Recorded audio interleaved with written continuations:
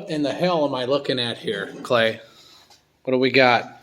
It's a 2002 Suzuki DR650. Looks pretty haggard. How many miles you got on this baby? I have 91,000 miles, which is about 146,000 kilometers. So you're in a Suzuki sanctuary here. So why Suzuki?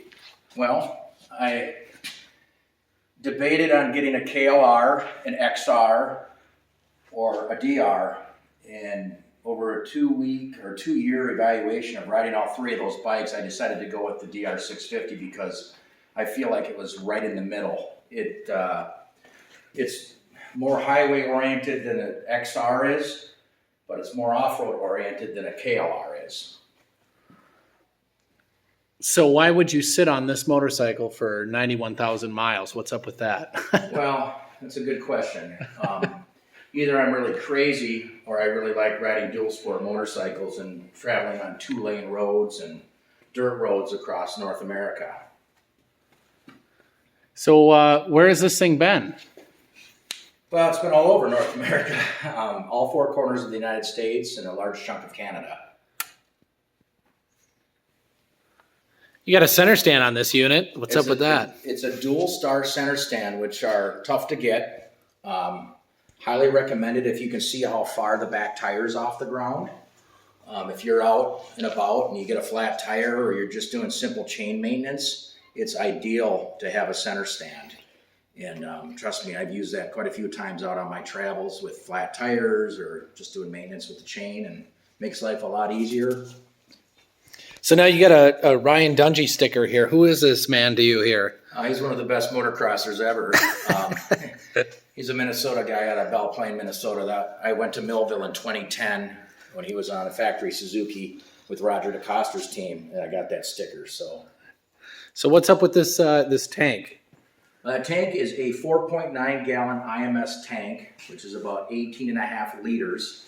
And I had to install that because there are parts still out west that you don't want to have to worry about getting fuel. So I can get a range depending on how I am with the throttle and wind. I've gotten as high as 268 miles, and I've gotten as low as 172 miles. And so it really adds to the range of travel having a larger tank versus the stock one. Does that get you all the way to Mount Washington? Mount Washington's in New Hampshire. No, you need a couple of tankfuls coming from Minnesota to get to New Hampshire. But it made the trip out there less stressful because you always had fuel. And as you can see that the tank is transparent, so you can see your fuel too. You don't have to guess and kind of get an idea of when you got to click it on reserve. So if somebody's looking at one of these bikes and they're thinking about reliability of one of these old tanks, what would you have to say about that? Well, they're very reliable. They're very affordable. Literally, they are very inexpensive bike for what you get. When it comes to maintenance with the Suzuki, I change the oil every 5,000 miles. I'm kind of an oil snob. I used Motul 7100, and I, chain and sprockets when they needed to be replaced. I replaced them and went through my fair share of tires.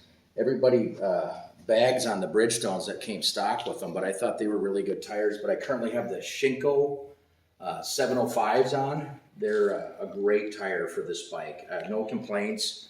I actually ran a couple Avon Gripsters back in the day, and those were very good tires as well. So this rear one's getting pretty scalloped out. What's up with that? Yeah, it's getting to be the end of the riding season here where we live, so just getting every little mile you can out of that tire. So we want to talk about reliability here. Where are you at for reliability of this 650? 2 thumbs up. It's been a great bike. There's one issue I'd like to bring up with at about 75,000 miles. I'd recommend there's a plastic or a nylon drive gear that runs off the outer clutch basket that turns the oil pump. And what happens at 82,000 miles, the teeth broke off that little nylon $9 part from Suzuki, and it cooked my cam, and I had to replace that.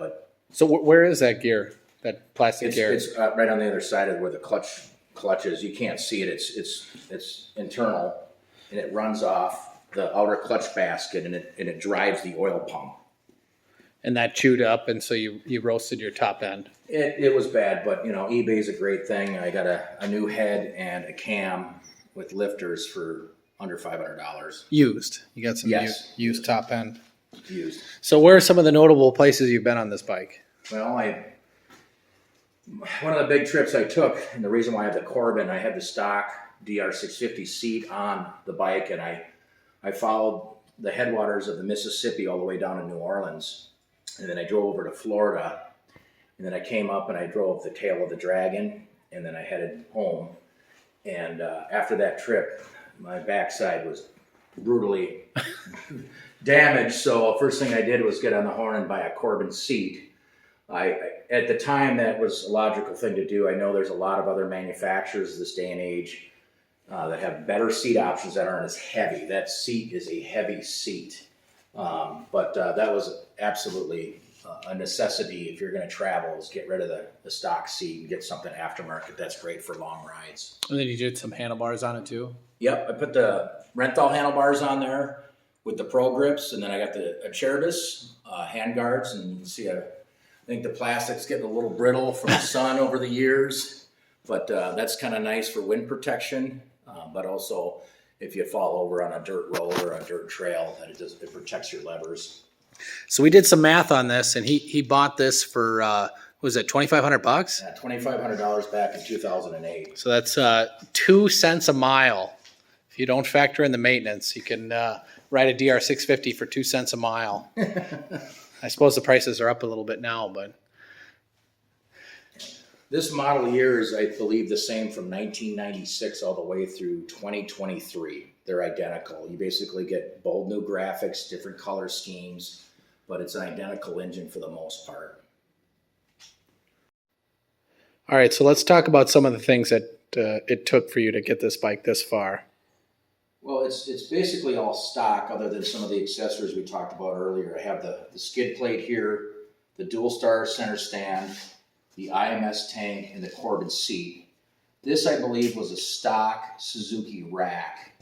The guy I bought it from had modified it, did some welding to get the blinkers tucked in so they'd be less vulnerable to being snapped off when riding it off-road. He basically used this out in the Black Hills of South Dakota on just off-road riding trips. So when I bought it, it had knobby tires. And I didn't mind those, but they didn't work very well on the road. And I used this basically as a touring bike. So things I had to do over the years, I wore out the rotors. I had to buy these rotors. I had the front and rear rotor. I forgot what mileage they went out, but I think I got those a couple years ago. And I got, again, those off eBay. They were relatively inexpensive. I had to do the steering head bearings twice through the life of this bike so far. They were getting a little notchy, so I went ahead and ordered them from Pro Cycle. It's a place out in the Pacific Northwest. And I got my chain and sprockets from Pro Cycle. They have kits that just, I went to a 520 chain. I was out in Durango, Colorado one time, and it comes stock with a 525 chain. And my chain just suddenly started stretching. I was on my way to Death Valley, California, and I went into a dealer, and the Fun Center, I think it was called, in Durango, and they went above and beyond to help me out to get me back on the road, because I had a 525 chain, and no one carries those out there because all the dirt bike shops have 520s. So they got me back on the road, but I converted over to a 520 so I wouldn't have that problem, and I also would carry an extra master link if I ever got into that situation again.